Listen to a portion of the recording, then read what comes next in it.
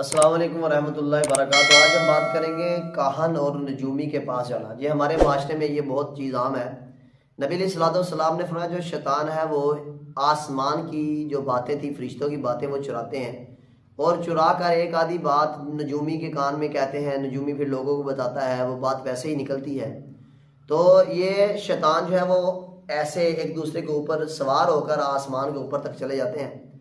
تو بہت سارے لوگ مجھے ملتے ہیں، مجھے انہوں نے ایک دو بار کہا بھی ہے کہ یار وہ فلاں آدمی ہے، وہ آدمی کا نام بھی بتاتا ہے، وہ آدمی کی مرض بھی بتاتا ہے، وہ کیا بات ہے؟ تو یہ سب نجومی اور کاہن ہے جو شیطان اپنے ہم ذات کو قائل کرتے ہیں، کیلتے ہیں، پھر ان سے پوچھتے ہیں، کیونکہ شیطان جو ہے یہ تو انسان کے خون میں وہ گردش کرتا ہے۔ تو اس طرح کے لوگوں کو پکڑنے کا طریقہ یہ ہوتا ہے کہ آپ آیت الکرسی آخری کل پڑھ کے پھونک ماریں، پھر اس کے پاس جائیں، پھر انہیں کہیں آپ مجھے نام بتا کے دکھائیں، بیماری بتا کے دکھائیں۔ یہ آپ علیہ الصلوۃ والسلام نے فرمایا جو شخص کسی نجومی اور کاہن کی تصدیق کرے گا اس نے شریعت محمدیہ کا انکار کیا ہے، اور جو آدمی کسی کاہن اور نجومی کو اپنا ہاتھ دکھائے گا اس کی 40 دن کی عبادت اللہ ضائع کر دے گا۔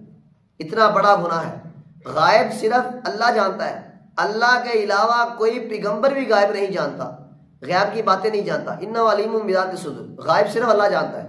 قیامت کب آئے گی وہ اللہ جانتا ہے، کل کیا ہونے والا اللہ جانتا ہے، ماں کے پیٹ میں کیا ہے وہ اللہ جانتا ہے، نیک ہے بد ہے وہ اللہ جانتا ہے۔ ان نجومیوں کے پاس جا کے، ان کاہنوں کے پاس جا کے، یہ جو آرٹیفیشل ہیں، یہ جو بناوٹی ہیں، یہ جو پروفیشنل ہیں، ان کے پاس جا کے اپنے اعمال برباد نہ کریں۔ نماز پڑھیں، قرآن مجید کا ترجمہ پڑھیں۔ جو قرآن مجید کا ترجمہ پڑھ لے، جو نماز 5 وقت کی پڑھے، صبح شام اذکار کرے، شیطان کبھی حملہ کر ہی نہیں سکتا ان کے اوپر۔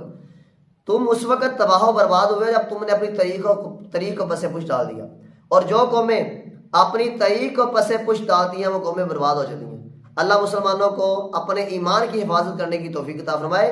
یہ ستاروں کی طرف جو فال نکالنا، یہ تیر نکالنا، یہ سب جہلیت کی رسمیں ہیں، یہ گناہ ہے، یہ شرک ہے، اور شرک جو ہے وہ اپنے سابقہ انسان کے اعمال ضائع کر دیتا ہے۔ اللہ مسلمانوں کو ہدایت نصیب فرمائے۔